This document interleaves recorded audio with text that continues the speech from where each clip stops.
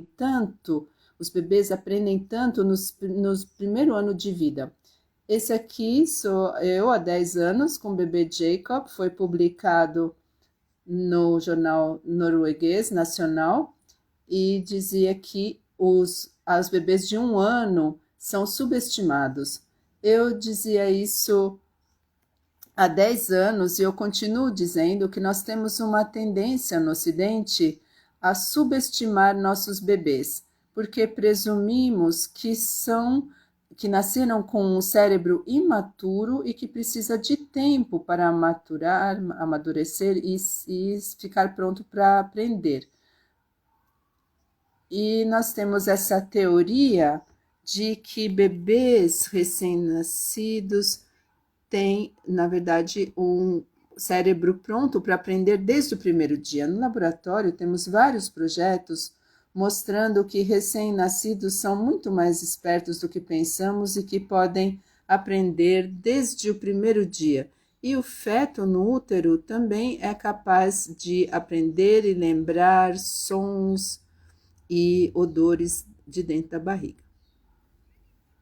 Muita gente hoje diz que nós somos o nosso cérebro, mas eu prefiro dizer que nós somos os nossos corpos e que o movimento é a linguagem do cérebro. Muita gente acha que nós temos um cérebro para sentir e pensar, mas mais e mais pesquisadores hoje concordam sobre o fato de que temos um cérebro para produzir movimentos com propósito, ações e comportamentos. E sabemos que camundongos que crescem numa academia de ginástica, né, com aquelas rodas, com locais para se esconderem, com túneis, e eles podem também escalar, eles têm cérebros muito mais avançados e muito mais ramificações dendríticas do que um rato que cresce numa gaiola tradicional. Então, nós precisamos ajudar nossos bebês a desenvolverem seu cérebro, permitindo-lhes moverem seu corpo e explorar o ambiente em volta. Então, nós fazemos esses estudos no laboratório com um bebê sentado aqui numa cadeira de carro, né, com esses 128 eletrodos, sensores, que captam a atividade elétrica produzida no cérebro em microvolts.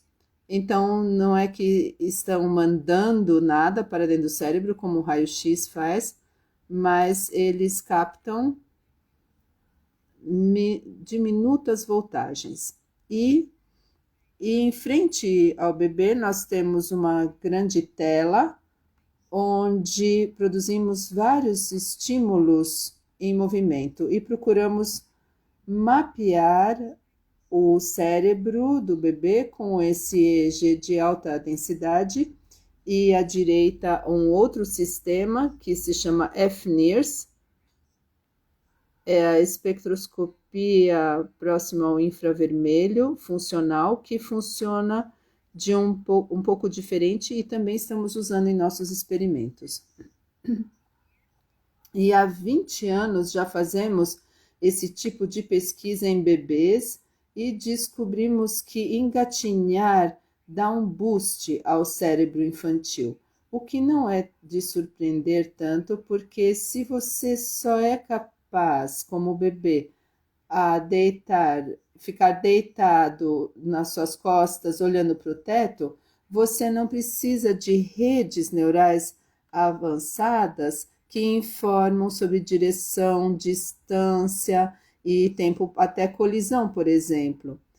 Mas assim que você se torna móvel e começa a engatinhar, então captar esse tipo de informação é muito importante para poder se movimentar rápido de maneira eficiente.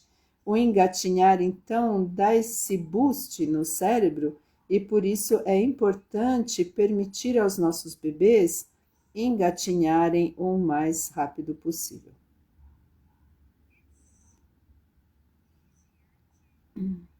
É mais fácil promover o aprendizado e prevenir problemas quando a criança ainda é pequena.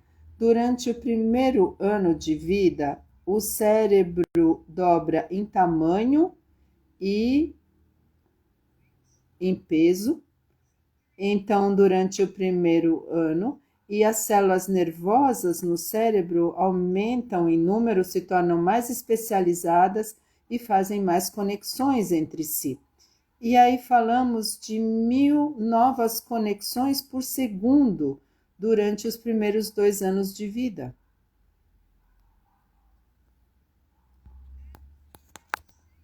E agora dizemos que os primeiros 1.000 dias de vida formam a base para a infraestrutura do cérebro. Então, o cérebro em desenvolvimento é muito plástico, capaz de se ajustar às circunstâncias à sua volta, e os cérebros de crianças entre 0 a 3 anos mostram enorme plasticidade.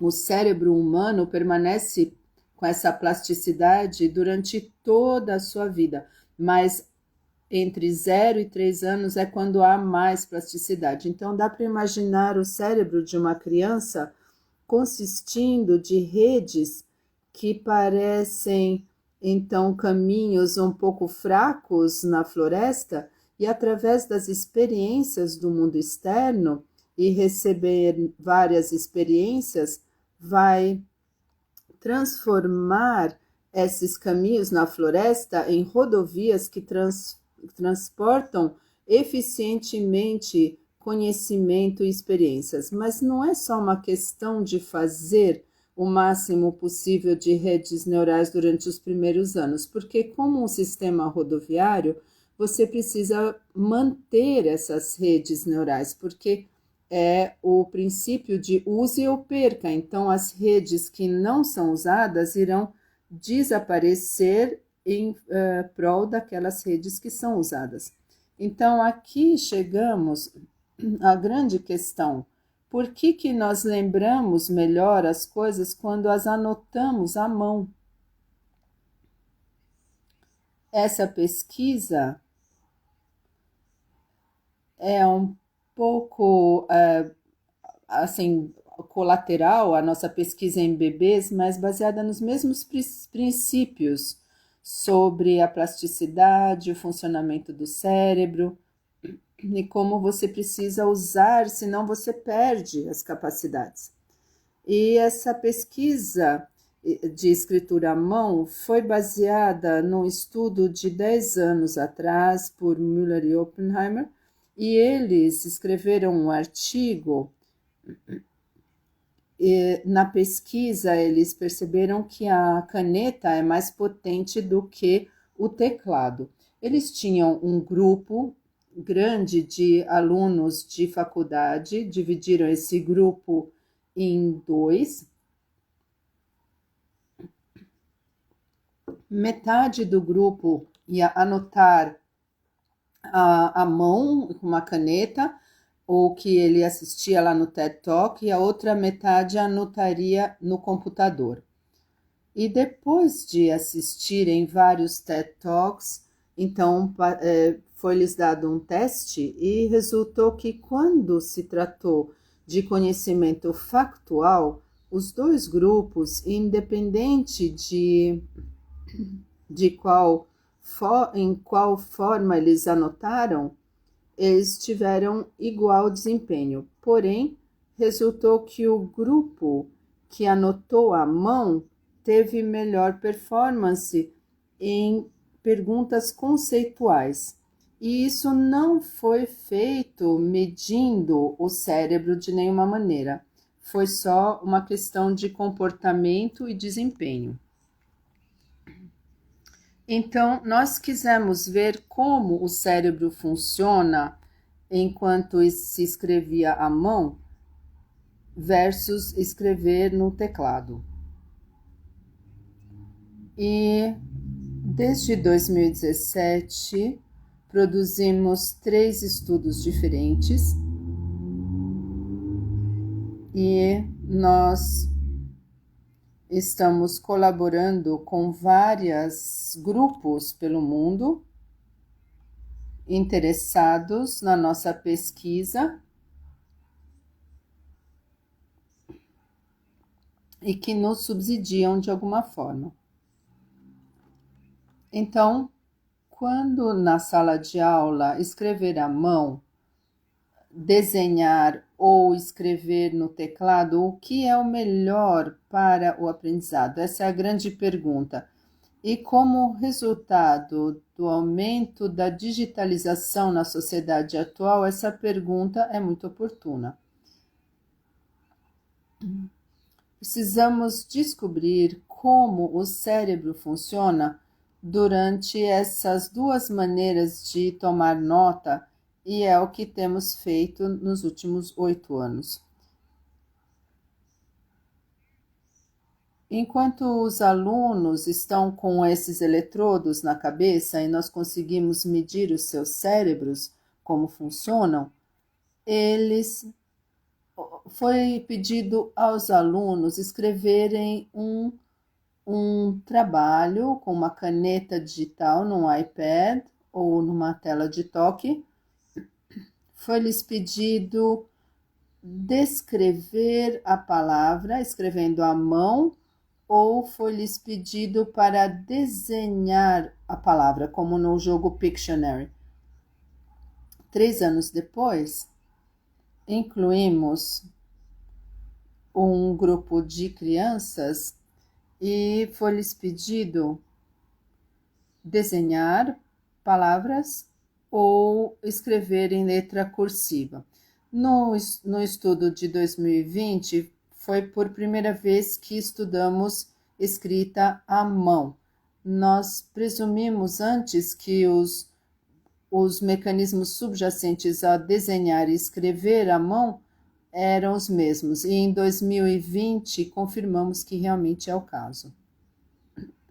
Então, o que nós encontramos foi que quando nós comparamos a digitação com a escrita à mão, enquanto se escreve à mão, todo o cérebro fica ativo, enquanto que durante a escrita, ou durante o escrever no teclado, pouca atividade acontece. Então, escrevendo à mão, você usa seus sentidos, suas habilidades motoras finas, enquanto que digitando são movimentos de dedos similares que são os mesmos para cada letra. Então, com o cérebro, nós percebemos que quando o cérebro inteiro está ativo, o cérebro precisa comunicar-se entre as diferentes partes que estão ativas. E o cérebro faz isso através de oscilações neuronais no domínio da frequência no tempo, e em vermelho encontramos essas áreas ativas comparadas a quando se digita, que são significativamente mais ativas nas frequências inferiores e de maneira sincronizada. Esse tipo de oscilação de baixa frequência nas áreas do cérebro, na parte de trás, onde está o córtex visual e onde está o córtex parietal, e a parte central do cérebro, onde acontece a integração sensório-motora, onde está o córtex motor, nós encontramos essas áreas ativas nessas frequências de uma forma sincronizada em vermelha, significando que o cérebro está em um estado receptivo para aprender e lembrar. Sabemos disso a partir da nossa própria pesquisa, bem como outras existentes. Então, usar uma caneta para escrever ou desenhar fornece mais ganchos para o cérebro aprender e lembrar depois.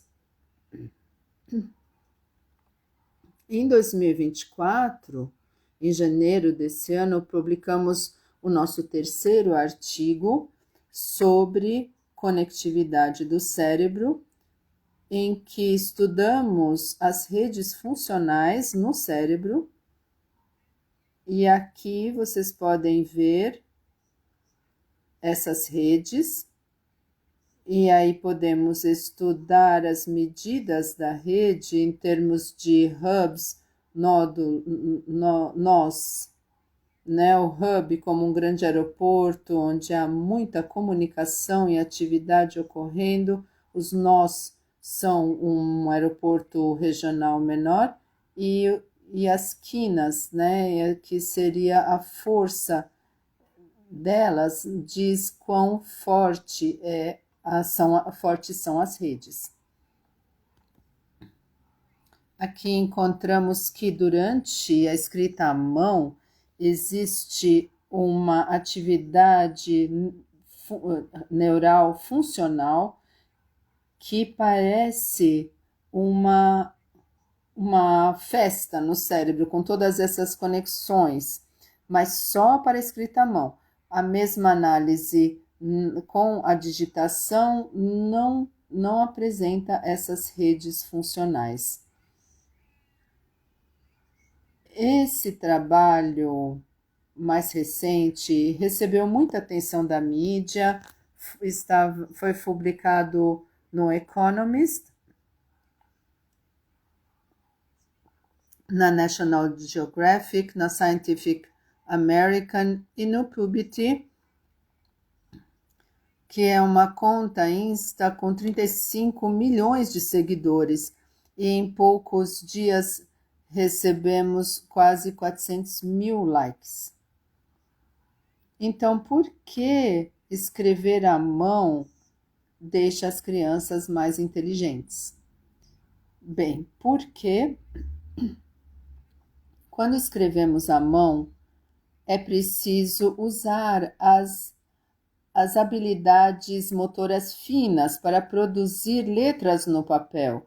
E é uma tarefa difícil, e você também usa seus sentidos. Então, assim, usa todo o cérebro, versus quase não usando o cérebro quando você digita, que é um motor, em termos motores, é muito simples e você usa menos os seus sentidos e, portanto, o cérebro não precisa comunicar entre essas partes diferentes e, desta forma, não entra num estado que o deixa aberto para aprender e relembrar.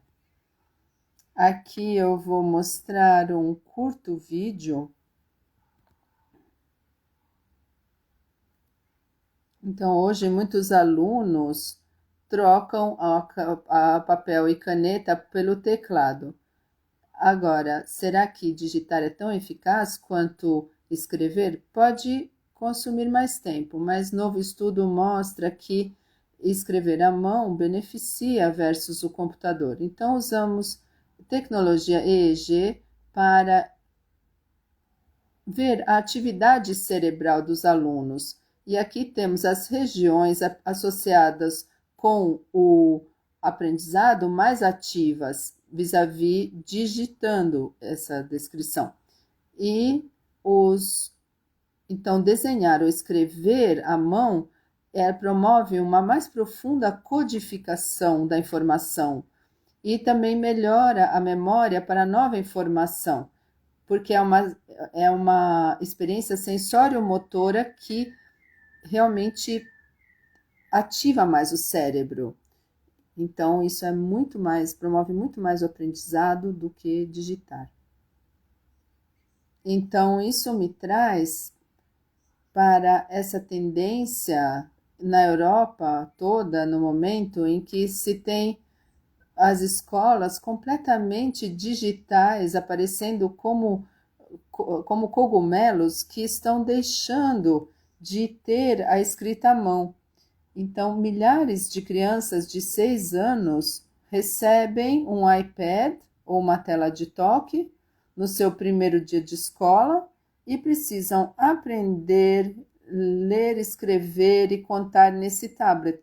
Então, trabalham o dia inteiro no tablet, daí levam para casa para fazer lição e depois deve sobrar algum tempo para ainda jogar algum jogo em tela. Então, essas crianças tão pequenas gastam muito tempo da sua vida por trás de uma tela.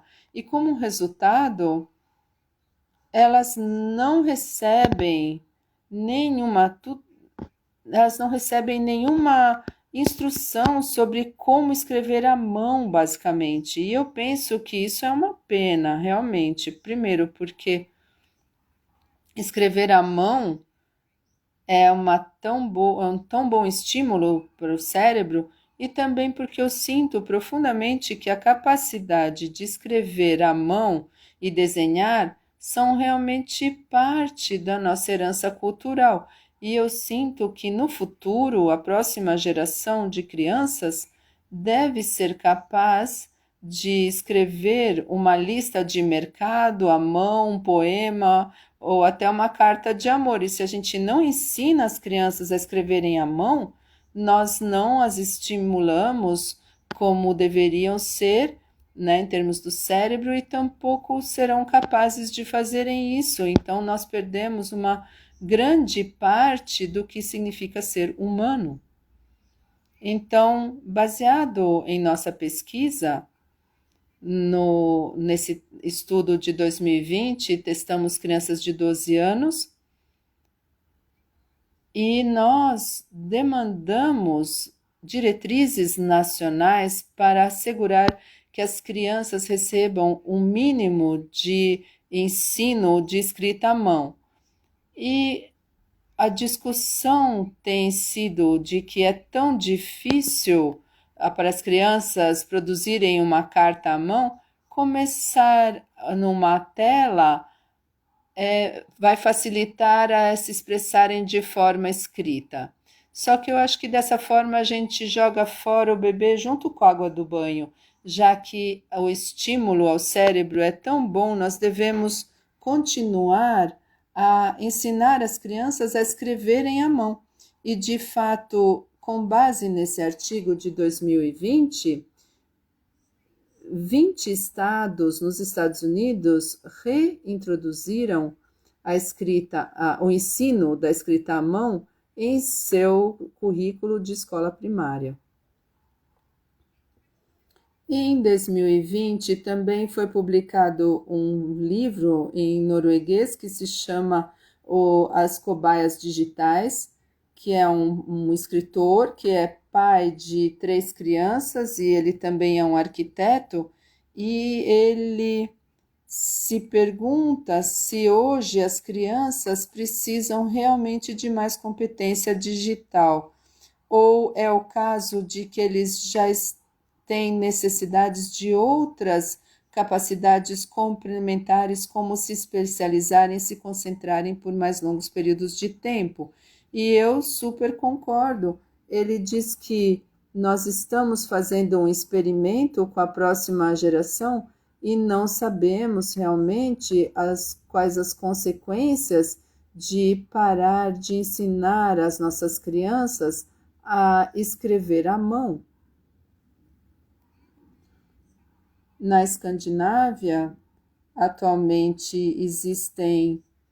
está ocorrendo uma grande discussão sobre diferentes estratégias de digitalização, e em maio do ano passado o governo sueco cancelou o plano de digitalização proposto para focar mais em livros impressos em papel e caneta. E especialmente quando se lê grandes textos, você aprende mais e você lembra mais quando você lê num livro impresso. Na Noruega, isso aqui sou eu dando uma apresentação para o Comitê de Uso de Tela na Noruega, e eles também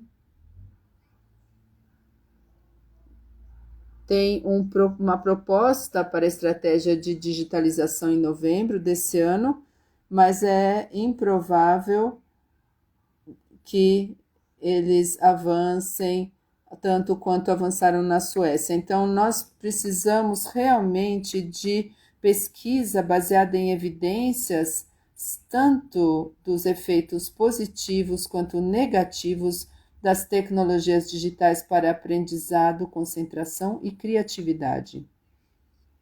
Também na Noruega, no currículo,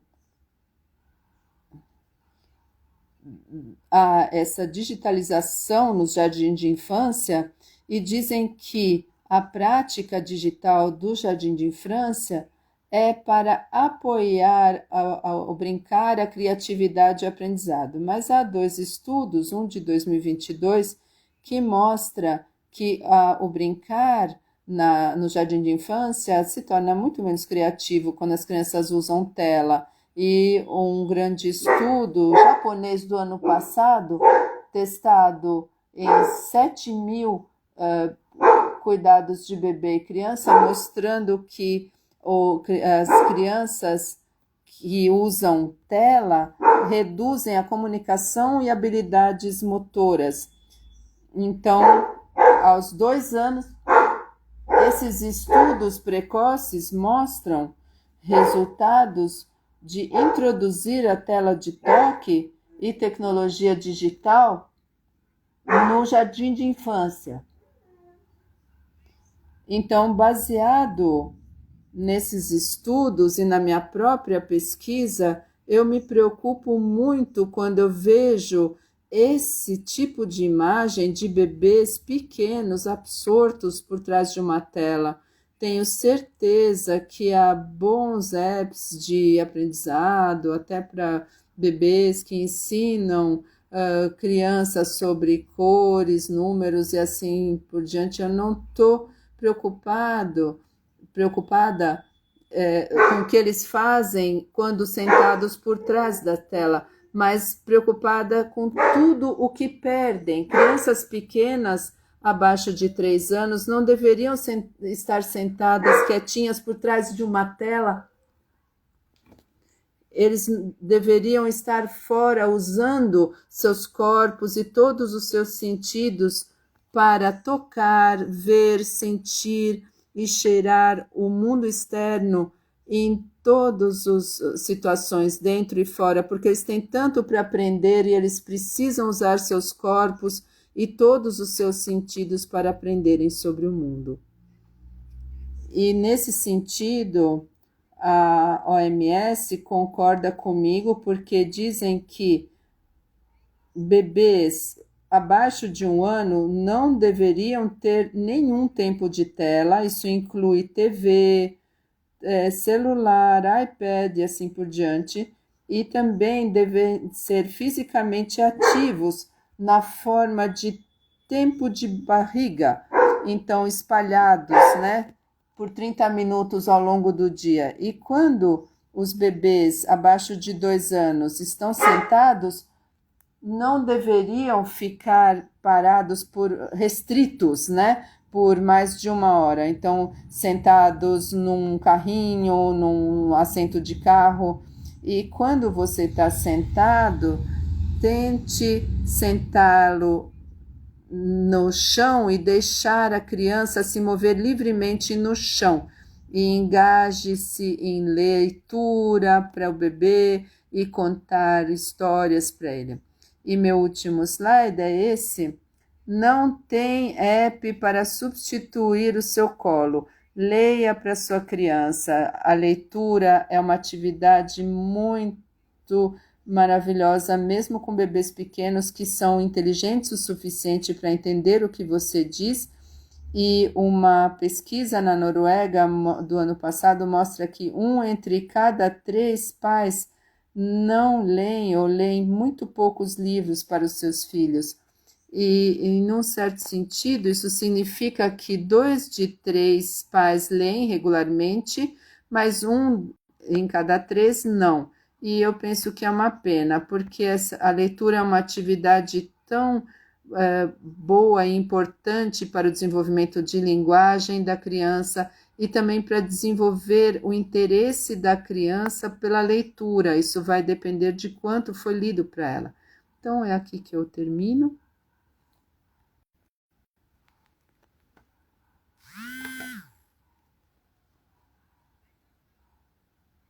Eu não sei se há tempo para perguntas, provavelmente não.